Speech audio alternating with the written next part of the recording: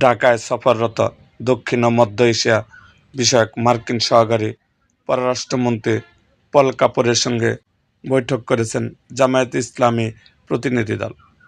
আজ বৃহস্পতিবার ৫ মার্চ সকালে রাজধানীর গুলশানে জামায়াতের ৫ সদস্যদের প্রতিনিধি দলের সাথে পলের বৈঠক শুরু হয়। বৈঠকে বেশ কিছু বিষয়ে আলোচনা হয়েছে।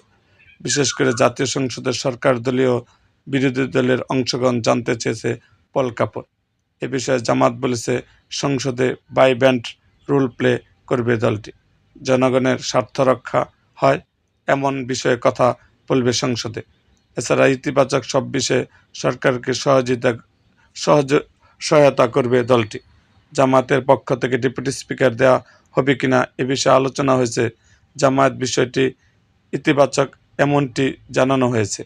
প্রতিনিধি দলের নেতৃত্ব দেন জামাতের নায়েবে আমির সৈয়দ আবদুল্লাহ মোহাম্মদ তাহের, সাথে ছিলেন সংসদ সদস্য মোহাম্মদ রফিকুল ইসলাম, ব্যারিস্টার মীর আহমেদ বিন কাসেম আরমান, সংসদ সদস্য সাইফুল আলম মিলন ও সাবেক কূটনৈতিক ও তত্ত্বাবধায়ক সরকারের পার্বত্য চট্টগ্রাম বিষয়ক উপদেষ্টা ডক্টর ইফতেখার আহমেদ চৌধুরী। সকাল ১১টায় বিএনপির সাথে বৈঠক হবে পল কাপরের।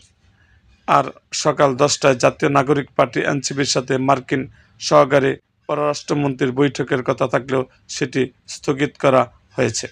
এরকম আরও ভিডিও পেতে আমাদের মুক্তাগাছার ইতিহাস মিডিয়া ইউটিউব চ্যানেলটি সাবস্ক্রাইব করুন এবং পাশে থাকা বেল আইকনটি বাজিয়ে দিন।